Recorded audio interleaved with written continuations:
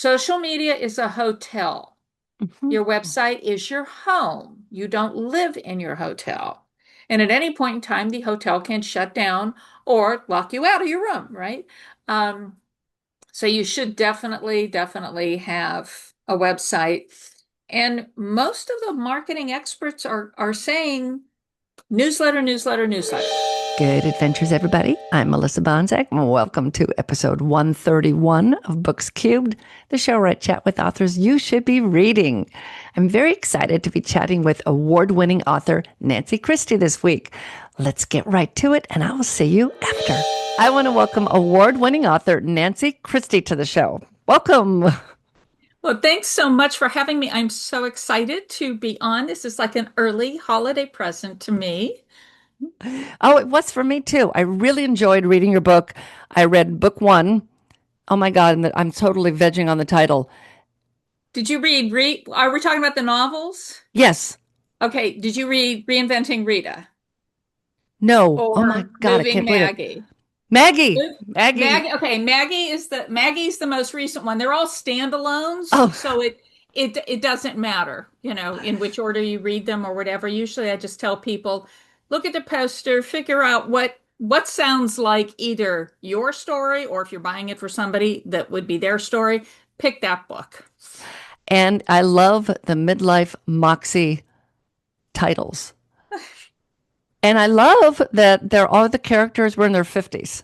And I Oh think yeah. Maggie was 60, wasn't she? Yeah, Maggie's 60. Let me think. Rita turned, the first one was Reinventing Rita, and she was turning 50. And then Finding Fran, she was in her mid 50s. Then I have Maggie, who's 60.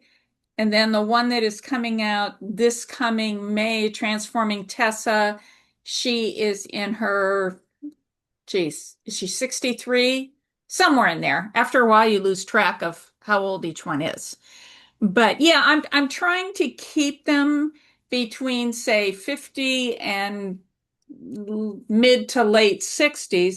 But then there's also the other characters in it are a range of ages, younger and older, because if you look at who your friends are, if you're smart, you have friends of varying ages because that brings so much more to your life. And that's what I wanted to illustrate in the novels, the importance of our girlfriends in our lives.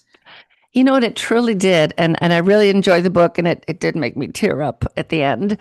And there was a really great line, and I'm not going to be able to find it. Oh, here it was. It's the end of Okay. chapter 10. It was Uh, distressing. It was depressing to realize a quarter century of my past easily fit into one moving van. As for my future, well, that I thought could be stored in a shoebox. oh, yeah. Yeah, I don't know. So glad. That I'm just so glad. really, I thought, and you're starting over, and you're so you have no idea what's going to happen with your future. And she was just so unsure with so many things happening to her at once. Right, And right. And also because, you know, Maggie's personality, as you probably figured out reading the book, is um very much a planner. mhm. In that respect, I'm sad to say there's a lot of me and Maggie, or a lot of Maggie and me. Very much, okay, here's my plan. I'm going to do this today. I'm going to do this next week. This is the trajectory of my life, which is good. That's better than just sort of throwing your hands up and saying, oh, well, whatever happens, blah, blah, blah, I'll roll with it. But the problem is she was like so focused on all that. And then you know, the job, the marriage. It's like this is not what I planned. I mean, and I don't know about you, but I have said that in real life way too Oh, many yeah. times. It's like this is not the way it's supposed to be. Yeah. I just, And then, so many things. and Yeah. well, exactly. And the problem was her whole belief and identity was really so bound up in her job. I mean, it's not that they didn't love each other, but he was very career focused. She was very career focused. They didn't have children, so there's no there was nothing there to like pull them out of that work mode, even when they were at home. So when she lost her job and she lost the marriage, it's like, now what? And, that's one thing when you're 35, 40. It's another thing when you're 60. Nobody wants to be job hunting when they're 60 years old. I mean, really, nobody wants to be doing that. And, that is, I think, what made it even harder for her because she had boxed herself in. I mean, she really didn't have any friends. She only knew how to relate to people at a business professional level. So it's like, now what? And of course, there's the extra little zingy that the new lover is younger.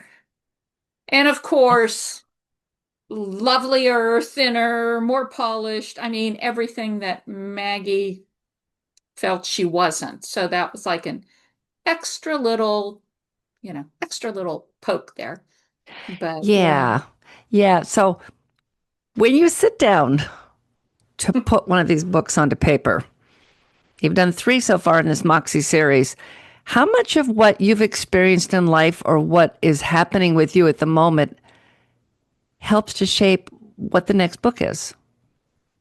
Um, Obviously there is a fair bit of my life in my books or my life experiences or experiences that people have told me about. I used to worry after when I finished the second book and before I'd actually started working on Maggie, and I'm thinking, okay, great. I had two books. I got no idea what I'm going to write next, right? But then as I was doing book signings, and women would come up to my table and I would tell them, you give them the little, 5-second thing about your books, and they would proceed to tell me their life experiences or their best friends' experiences. Oh my God, I was taking notes the whole time, right? I have enough material to do probably 6 or 7 more books. And it's like so like with Maggie, I have had that experience in my life where the marriage goes south, where all of a sudden the job is no longer there. It was a little tricky in my case because the marriage and the job were related. My husband and Mm. I, or my now ex-husband, we had a business together. Oh, that's So, tougher. yeah, so that made it. Now, the age completely different. But I do remember doing a book signing and a woman came in to do it. Very nicely dressed woman, easily in her 60s. Okay. Very professional. And we were talking about the books. I think it was when my second book came out. And she had mentioned she had recently retired. Yeah. And I said, oh, what did you do at your job? And she was like one of the higher ups at a big company in Cleveland, Ohio. I mean, we are talking when you retired, you walked away with a nice little chunk of change, right? So money wasn't the issue, but she wasn't happy, right? And I said, oh, are you enjoying your retirement? And she said, no. And I said, why not? I mean, geez. And she said, because I don't know who I am anymore. She Mm-hmm. said, I should have thought about this while I was working and planned for it. And I obviously have never forgotten that. And I thought that's Maggie's situation. I mean, not retired, but she never thought beyond that little narrow identity she had for herself.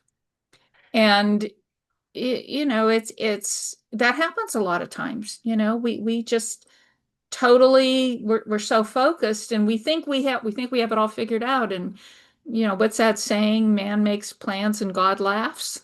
Well, he was hooting and hollering with Maggie, but yeah, so I think it is just like a combination of things, because there's such commonality in terms of emotions. It may not be the same situation, but we all can relate to the same emotion.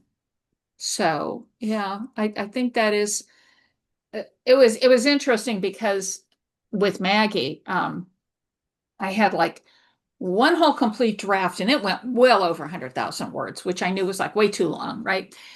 But the first completed draft was with her soon to be ex-husband having a heart attack, and then Maggie taking on the role of caregiver.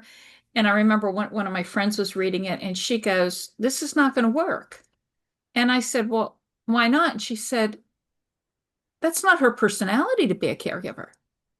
And I thought, oh my God, that is absolutely right. That was like so not Maggie, you know. Mhm. So I had to go in and remove that entirely, which made it a much better book. Then I debated for a while about the college boyfriend. I let him in, I kicked him out, I let him in, I kicked him out. And finally I left him in because I thought that's a way to tie back to who she was in college when all that narrow-minded focus started. But it wouldn't have fit for her to stay with him.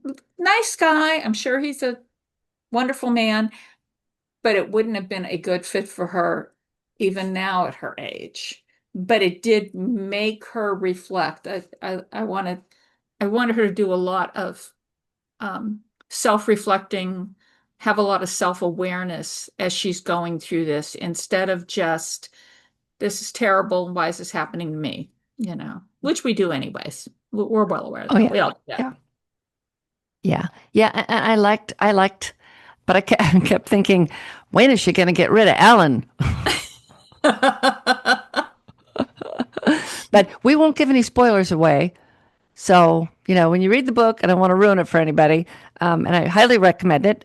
It was a very sweet story, and I really liked all the people she met, and the found family, and it's people who like the found family and new beginnings. You're really going to like it, and I'm going to assume that the other two books are the same type of thing.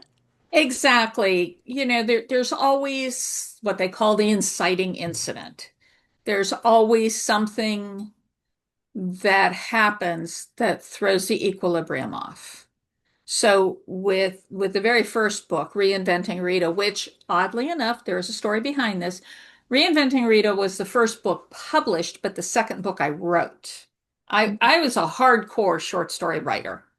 Okay. I mean, I've been writing short stories since I was in second grade.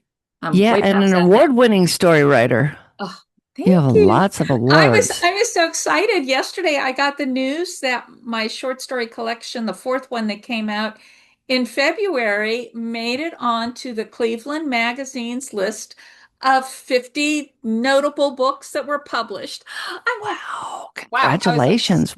I Wow. was thrilled. I was thrilled with that.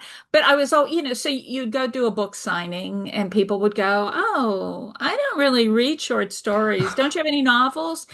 And my response was always, "I don't write novels. I write short stories. This was my sweet spot. This is where I feel comfortable." And I had started writing, I can't even remember what year. I had started writing what I thought was going to be a short story. And that was like the very beginning of Finding Fran. And the only one also that is not set in Northeast Ohio. It is actually set in a little town modeled after Half Moon Bay in Northern California, which is a little south of San Francisco. I've been there several times. I love it. Yeah, I know the town. Yeah. And I don't know why it had to be there, but it had to be on the West Coast. But anyways, so every morning I would do work on the story a little bit, and before I would do my day job, which is freelance professional writer. So by the time I hit like 30,000 words, I realized this is not a short story. Uh, Oh. Okay, but I'm having a lot of fun. And I think the thing was there was no pressure. It wasn't like, oh, I have a deadline, I have to finish this story. And I was just winging it. I'm a pantser. Okay. So I was just winging it. So I got like the first full draft done. I think it only was like 60,000 words. And it's like, okay. I had no intention of doing anything with it. I just thought that was kind of cool. I liked the story. And then I thought, I wonder if that was a fluke. So about 2 months after that, I thought, let me try writing another one. And that was actually Reinventing Rita, which is about a woman who was very invested in being a mother, but she's turning 50. Her son, her only child, she's divorced, her only child is in college. Um, he's not coming back home to live with mommy after he graduates. I hope She not. would like him to, but he has his life trajectory. Okay.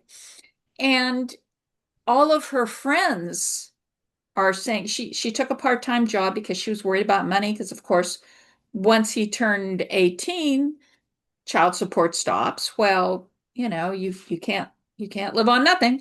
Um, so, all of her friends and her coworkers are saying, Rita, you got to come up with a plan. Come on, Rita, you're only turning 50. What are you going to do the rest of your life? And I would laughingly call her Rita the resistor, because every time somebody would suggest something, she could come up with a million reasons why she couldn't do it. Okay.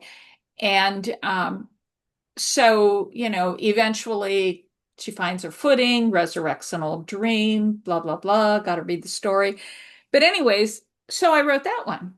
And I thought, oh, okay, this wasn't bad. This wasn't hard. I mean, you need editing. But nevertheless, it's like when I was ready to actually think about publishing them and I decided to indie publish them, I looked at the two of them and I said, Rita's closer to being ready.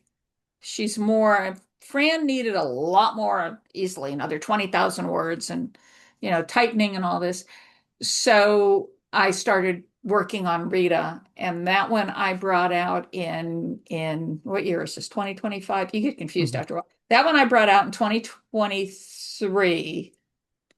And then as it was going through, like after I would turn it into my editor to work on it, then I went back to Fran and started from what I learned, because I read like a million articles on how to write a novel because I'm a pantser, right?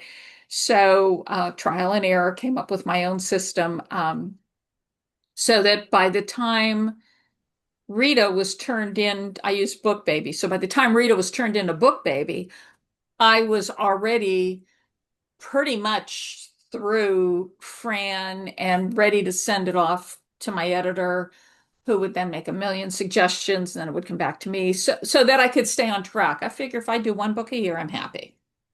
But yeah, nothing has surprised me more than the fact that I ended up writing novels, because that was never my plan. But I also knew I wanted to write about women. Well, I'm not going to say my age because I will be 72 in February. But I wanted to write about midlife women. I love alliteration. You can probably figure out Midlife Moxie, Reinventing Rita, Finding Fran, Moving Maggie. Okay, I like that anyways. But I wanted to write books that are for women that age. I would be terrible at writing YA. I know nothing about young adult. I mean, really, I Yeah. know nothing about it.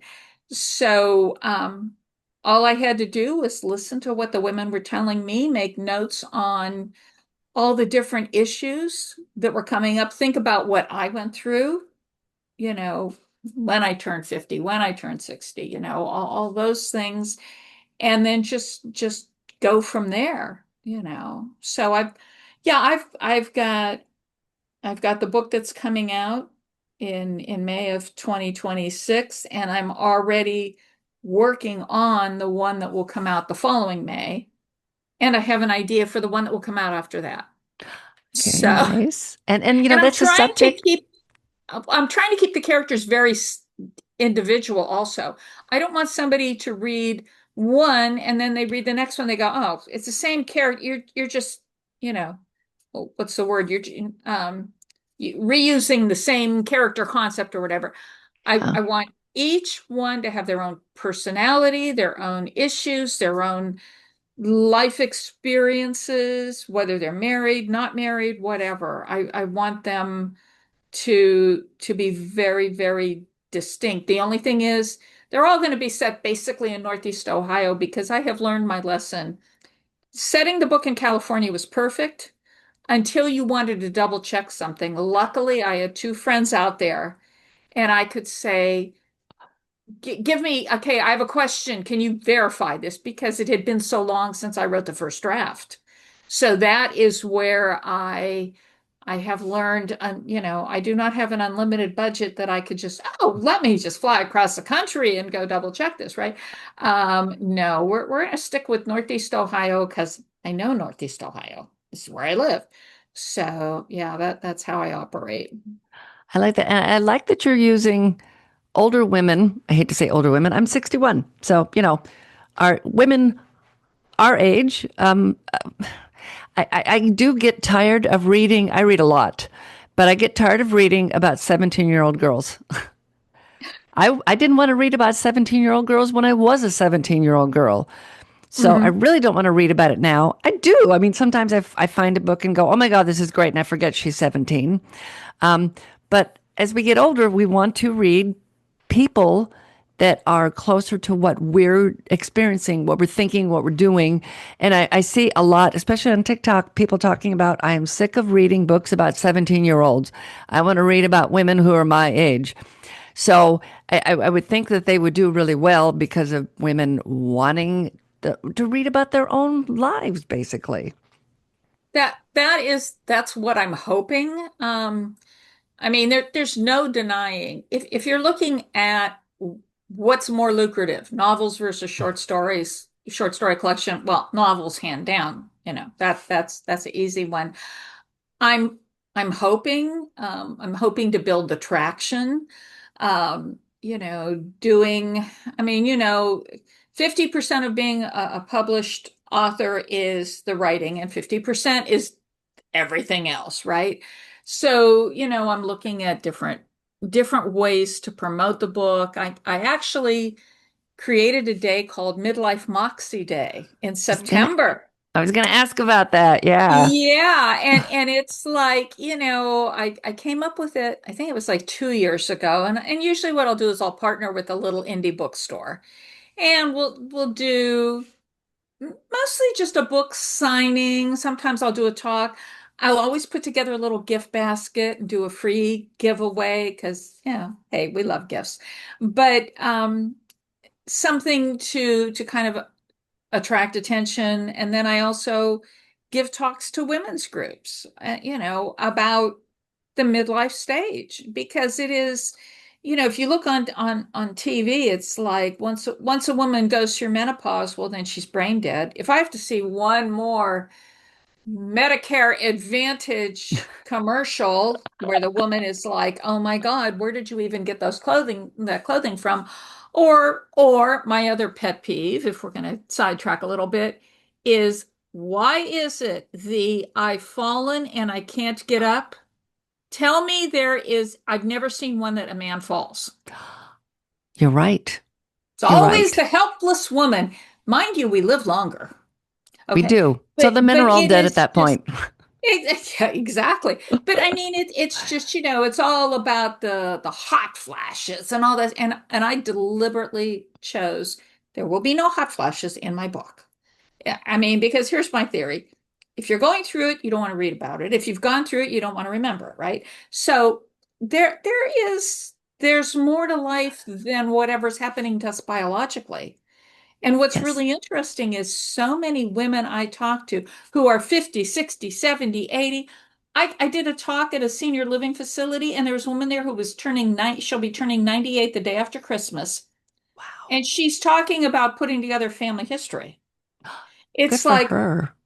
and I'm like, oh my God, you are such a role model, right? Because as we get older, we need to find women who are older than us, who are still very dynamic and involved, not just sitting at home knitting by the fireside, oh, Yes. granny's sitting there, right?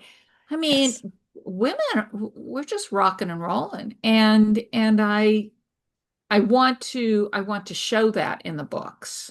But Yes. also the real part too, that it's not always easy to make changes at that stage in your life. Transforming Tessa is about a woman who has recently become a widow. I mean, her husband had a health condition. They knew it. He tried to get her to kind of prepare. And she very much did not. I mean, they had such a good relationship that she did not want to think about life without him. And then he died. And it's like, okay, you can say you don't want to think about it, but it's going to happen.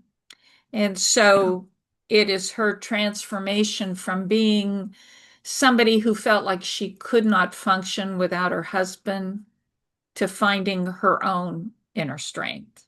I've talked to so many women that situation has happened to, that unexpectedly their partner dies, whether it's their male partner, female partner, whatever, but the partner dies.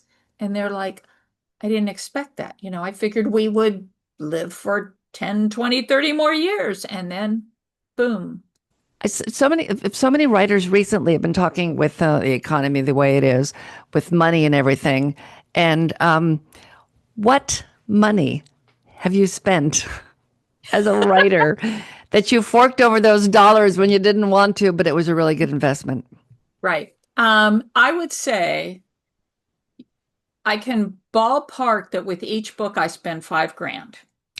And that is a combination of, the package that I choose from Book Baby, because everybody does indie publishing differently. I did not want to look for a cover artist, learn how to format, deal with all that. First of all, I would not be a qualified judge of what makes a good cover. Okay. So I would know if the cover the person's giving me is a good one or bad one. All right. I know I didn't want to spend the time learning how to format, because I have a second job, which is my copywriting business, which is what brings in the money. So I looked for a company that would handle it all, including the fulfillment, everything. Okay. I mean, I already had the website and everything. I didn't need that because I have 10 books out now. So I already had 7 books out before the very first novel came out. But if we're talking about the novels, because those are the ones where I really invested the money. So I figure roughly 3 grand with Book Baby. And that gets me, I hand in the manuscript, they turn it into paperback, ebook, handle all that end of it, handle the fulfillment. And I usually spend probably close to 2 grand with 2 different editors. Because I have one editor that'll get like the first full draft where, ha ha ha, we think it's ready to roll. And then you Ever send it to is. the editor and she'll say, you've repeated yourself 100 times now on this concept. I think she could have this realization maybe 3 times in the entire book, not 10 times. And then I have one editor that I've been using for years, Anne Henry, down in Florida. I met her on a trip when I went down to St. Augustine. She does the final go through, fine tooth comb, tweezer, nitpick, whatever you want to use. She will, if I say at the very beginning of the book that a certain character is 6 years old, she will make sure that by the time that story ends, if it's taking place in the same year, character stays the same age, right? So she's just wonderful. So yeah, I would say I invest 5,000 with each book. And then there's the little ancillary stuff, oh, poster, bookmarks, blah, blah, blah. It was funny when my first book came out, it's like a mother with a new baby. You buy everything in that baby department, right? I mean, Yep. I bought the full length, 6 foot poster or hanging vinyl banner thingy, and you name it, I bought it. If it was something I could stick the book cover on, I did it. I learned my lesson. Don't do that anymore.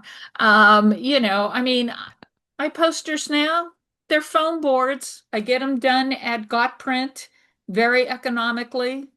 And I usually have to replace them at least twice in each season because they do suffer some damage depending. I mean, last year I went on a book tour down in North Carolina, so even though I slid it in the box and everything, I mean, it does suffer a little bit of damage, starts looking a little sad. Yeah, I don't go crazy. I went crazy with the first one. We all do it. I've learned my lesson. Um, but yeah, those are the two biggest expenses, and I would not do without an editor. I think anybody who believes they can edit their own book is delusional. I have been writing professionally since the 1980s. So it's not like I'm new to writing. I worked for magazines and newspapers. Nevertheless, when you're talking about especially a novel, it is so easy to miss things. You either accidentally use the wrong character's name, and when you're working with multiple books, every now and then I have been known to take the name of a character from the book that isn't even coming out yet, and suddenly sticking it in the book that I'm supposed to be proofreading. And it's like, how could you do that? Or my favorite thing is when you completely miss putting a word in a sentence and you swear to God it's there. Because I don't care if you print it out and read it out loud. I don't care if you use the read aloud function on Word. You're not going to catch everything. And You're then not. there's the Yeah. you're absolutely not. And Yeah. and then there are the little technical things. Chicago Manual of Style is the Bible for fiction writers, right? Mhm. So I will go, I'll double check, I'll think I know all the rules because I'm used to AP style from magazine, newspaper. Okay, yeah. And then as it goes through my editors and it comes back and I look at the track changes and it's like, oh my God. Between that and really loving to put commas in Oh, wherever I do a natural pause when I'm speaking. yeah. And then I will see the little note in the margin going, you don't need a comma here. And finally, I told Anne, I said, don't even tell me why. Just fix it. Because I'm not going to remember. And I bet you're going to find the same error the next time around.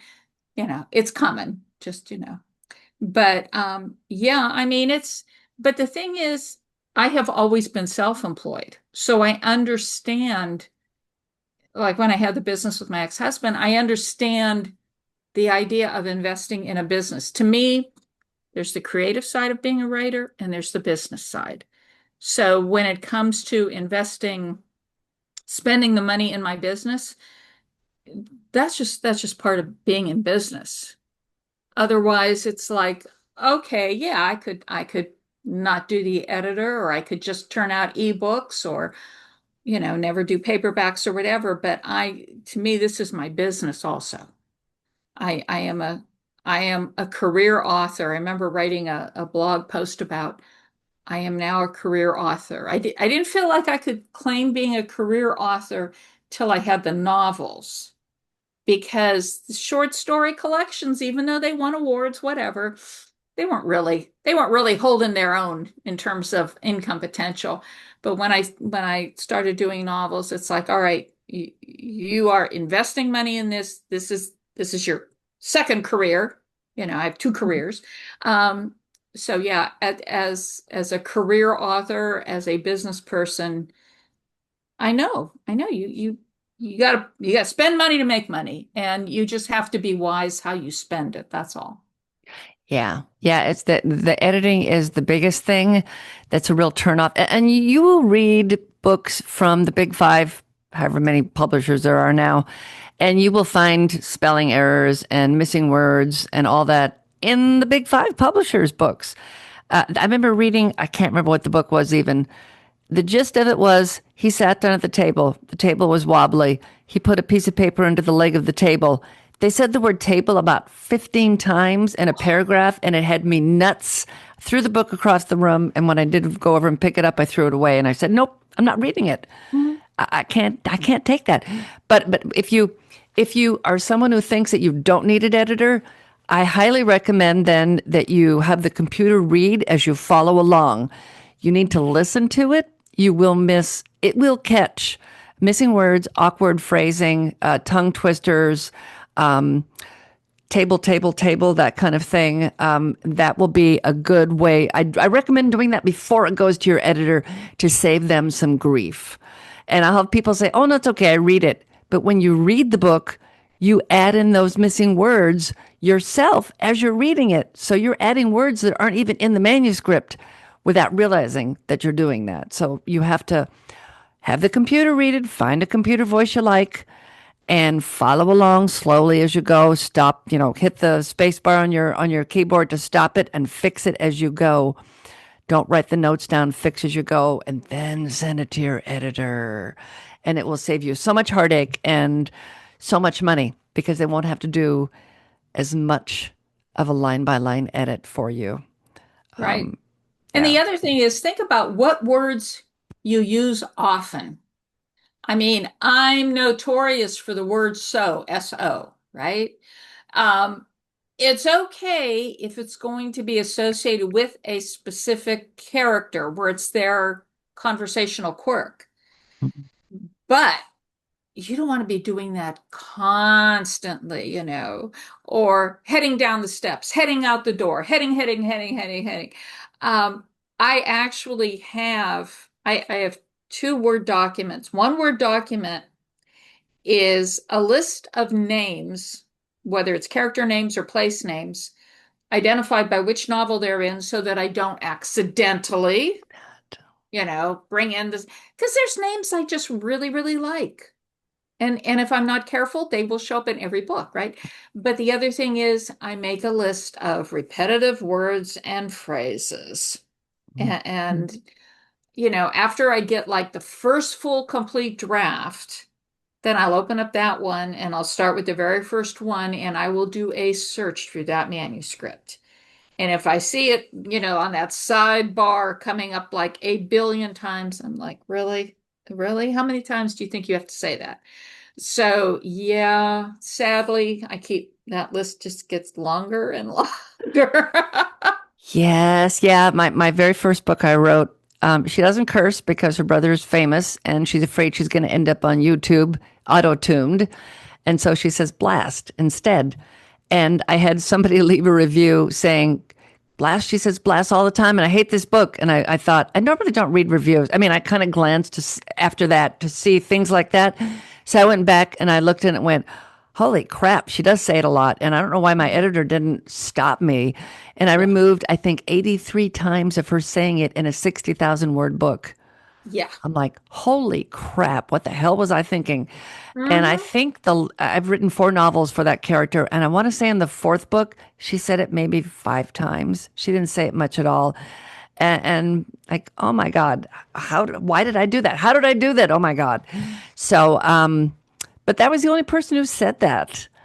But Hmm. so I think it's kind of, and I know people say don't read your reviews, but I do like to glance at them looking for things like that and say, Right. okay, is there something that I'm not seeing that my editor isn't seeing, that somebody is seeing that I can fix that I agree with? So you've got another one. When's the next book coming out?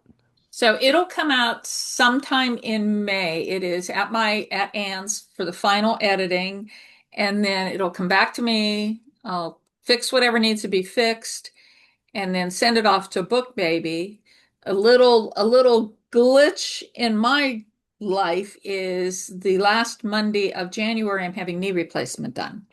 So I Ooh. figure, okay, for easily the first week, I wouldn't even begin to try and review anything because I'll send it to Book Baby, and then when they format it, they send the ebook back to me to proofread because that's Hmm. where we want to catch some mistakes. Well, I highly doubt that I will be in any mental condition to be proofreading. So I'm like, look, if it comes out sometime in May, initially I wanted to come out the beginning of May. Obviously, that's not going to happen because we like to have a span of time between the ebook release and then the paperback. So it's like, Yeah. okay, you know what? Whenever it comes out.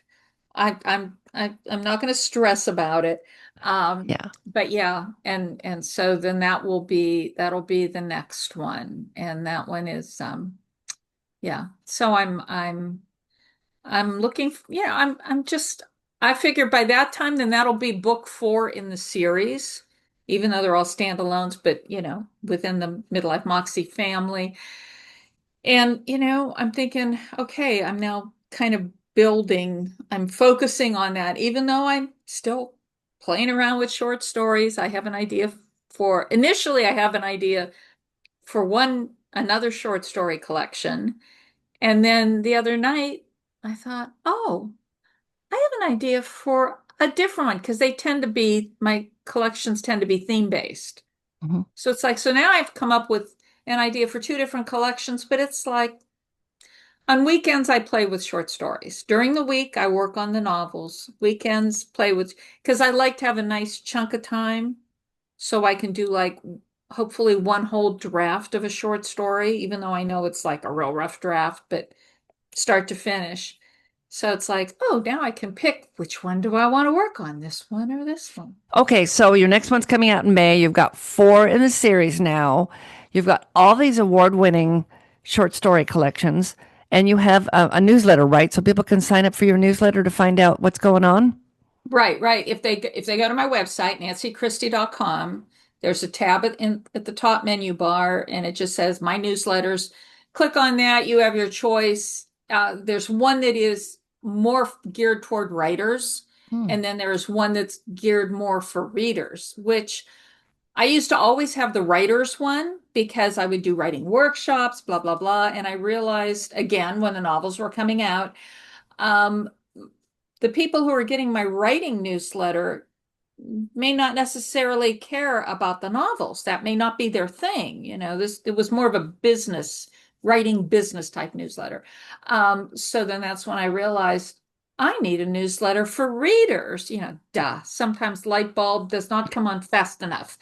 Yeah. So what I did was I signed up for a couple of campaigns where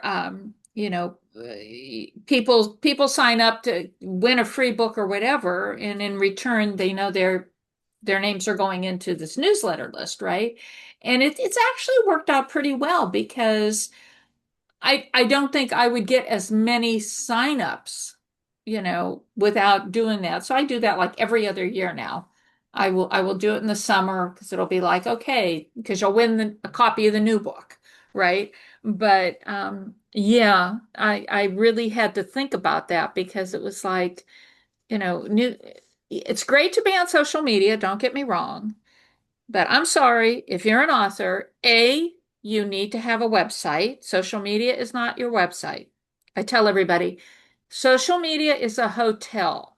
Mhm. Your website is your home. You don't live in your hotel. And at any point in time, the hotel can shut down or lock you out of your room, right? Um, so you should definitely, definitely have a website. And most of the marketing experts are saying newsletter, newsletter, newsletter. I mean, it's great if you got like a billion followers on Facebook, but if you get put in Facebook jail or they lock you out of Facebook entirely, how are those people going to be able to connect with you? You Yeah. you should have a newsletter. It doesn't have to be a big deal. I only send out one a month of each, to each different audience. But that's how you stay in touch with people. That is how you can offer special deals. I mean, it is just a workable marketing thing. And I subscribe to a lot of authors' newsletters in part because I like to know what they're doing, but it's also telling me, oh, this was really interesting. Why did I never think of doing that? Yeah. Yeah. I mean, one of my friends, Clarissa, she just came out with a new book, and she started her newsletter, and I'm like, oh my God, this was such a nice little newsletter. It wasn't long, but this was really nice to read.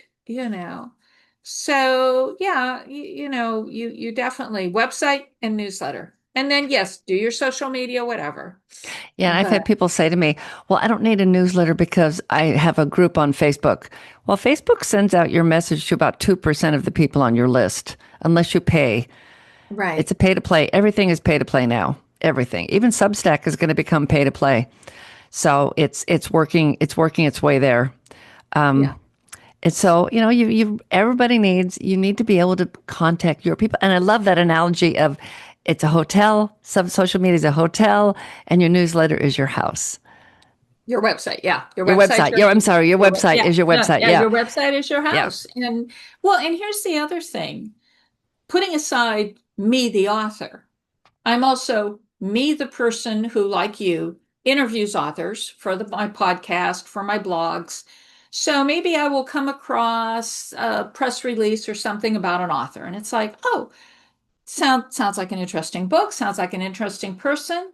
Let me go to their website. If they do not have a website, they're off my list. I'm sorry. I'm not going to DM you on Facebook or whichever one it is you DM on. Yes. I am not, I'm sorry. First of all, I save emails. This is my tracking. Okay. This is how I know what we discussed and everything. Yeah.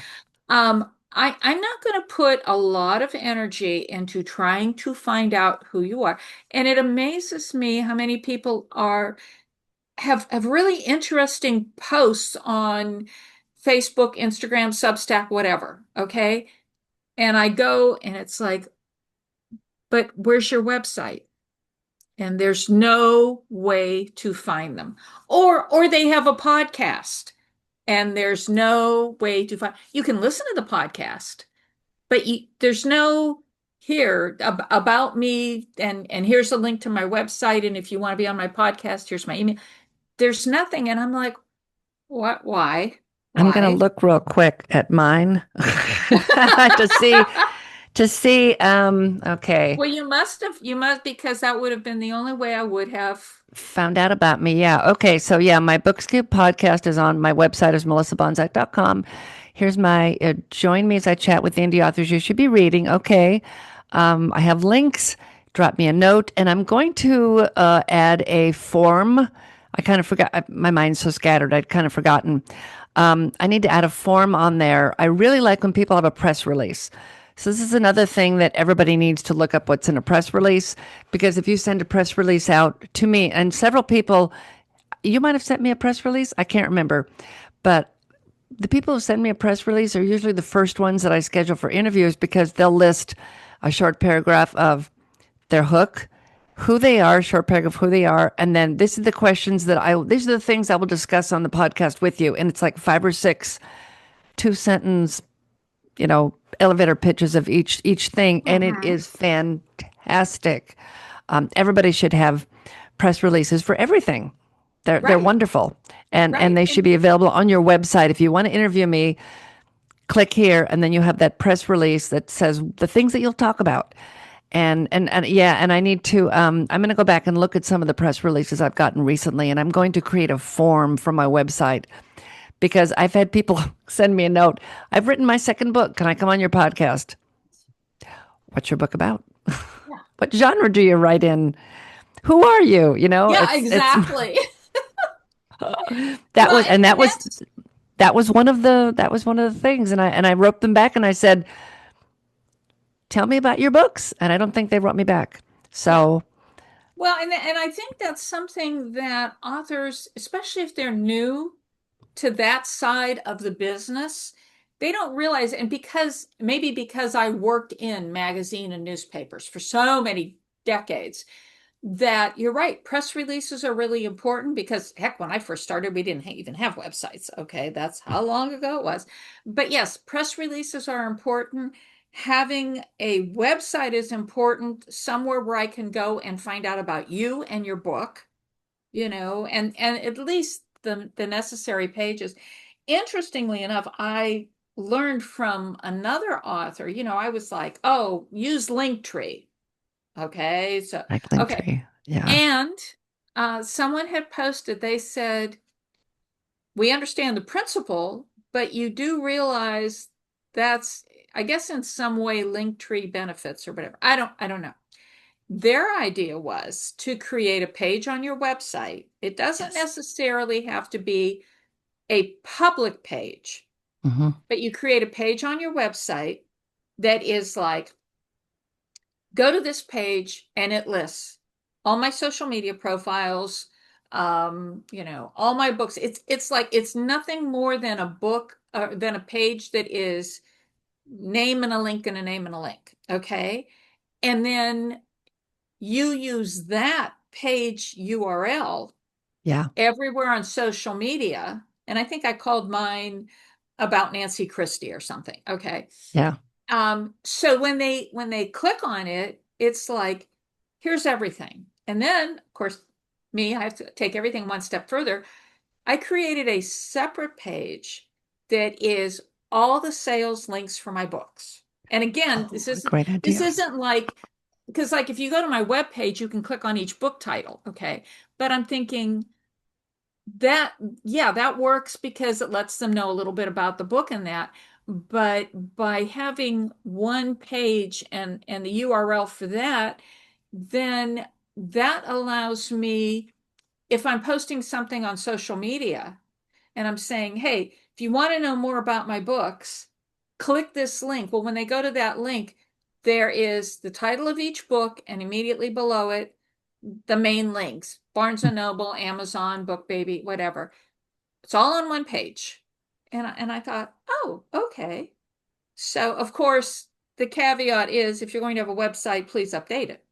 Like once a month, the beginning of every month, I Yes. spend 2.5 hours going through my website page by page, because there's nothing more embarrassing when your book has been out for like, oh, a year and a half, and you go to the book page on your website and it says coming Coming soon. soon. Yes. Yeah, yeah. Yes.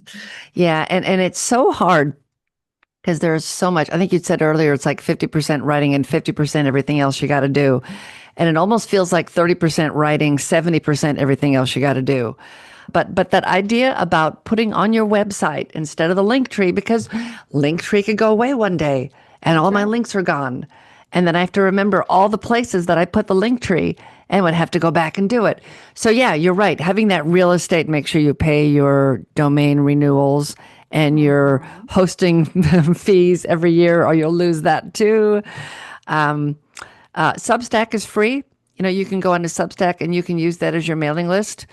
And I don't know. It seems like I don't know. For some reason, I don't like that. I don't know. I think because I use MailerLite, I can go to MailerLite and create a nicer looking newsletter than if I do it on Substack. And maybe Right. they've got something now where you can have more where it doesn't just look like a long streak of text, which nobody wants to see. Mhm. Um, but Well, it also lets you look at the open rate and everything. I don't know if Substack has, like, I use MailerLite and MailChimp. So it's like I will go through like maybe every 6 months and look at the open rate for the different newsletters, because it's like if I have sent you 6 newsletters in a row and you've opened none of them, honey, you are going to be archived, because I am paying, we pay for subscribers. And it's like, why am I paying for somebody who doesn't open it? Okay. So make sure you're though you archived. send out one of those. Would you want? I have it written down to do because I need to do it. Do you read or do you want to stay or do you want to leave? Because I had somebody send that to me, and they said you've never opened an email, and I said I open your email every single time. It's the first thing I do as soon as it comes through my mailbox. Yours is the first one I read, and because I'm through Apple, they won't share that information, and so people think I don't open the newsletters. I open every newsletter Oh, I get. So that's interesting. yeah, so make sure if you're going to, before you purge, that you do, Right. and with MailerLite, you can set it up where they click on a link and then it puts them into a folder where they get saved and you don't lose, and everybody else is tossed to the roadside. Oh, that is interesting, because I do tend a lot of times to read newsletters on my iPhone. It just depends. Like if I'm stuck somewhere, it'll be like, well, I got, an hour and a half to kill. Let me run through it. So you're saying that it will show as not being read? Apple, last year or the year before, Apple changed it so they would not tell you if it was opened or not. So anybody who reads on an Apple device, they could be opening it, they could not be opening it. You just don't know. So that's why you need to send out Oh, do you want to stay or do you want to leave? And if you go to MailerLite, they explain how to do it all. And I went and yeah, looked and went, oh, I totally don't understand how to do it. right. So I'm going to go back and do it later. That's interesting. An interesting thing I had happen to me last month is, on my MailChimp account, it was like, it's always the same amount of money every month. Okay. Because it's within a certain number of subscribers. And I get the notice saying what the next bill was going to be, and it's like, wait a minute, you're charging me for more subscribers. So at first I'm like, oh, how exciting! People subscribed, right? I went and looked. It was bots. I had almost 400 bots. There was some issue either at the MailChimp end or the form on my website, and the bots got through. Oh, And you could tell because it'd be like, here's the email, but the name part, like the first name was just a series of letters and numbers. yeah. And so, Yeah. I mean, it took 4 days Oh, between being on the phone with MailChimp and my web person, because that's outside of my field of specialty, to finally figure I had to like shut my form down temporarily wow. because I mean, can you imagine how long that took? I mean, literally, it Oh, was that much. yeah. So, yeah, I would say periodically do make sure that you don't have weirdness in your mailing list where all of a sudden, because that added up. Yes. And I'm like, I'm not a happy person that that happened. So it hasn't happened again, but usually now about every week to 10 days, I'll just open up MailChimp and say, show me the new subscribe, because it was only one, it was on my only one, it's just one newsletter that was doing it. So Mm. then I will bring up the whole list of subscribers, sorted by most recent, and I know who's the most recent. So then it's like, okay, I'm safe again, right? But yeah, that was an interesting little who needed that time wasting, Yeah. aggravating Oh, thing. wow. I don't even understand the point. You got nothing out of it. What, why? Why?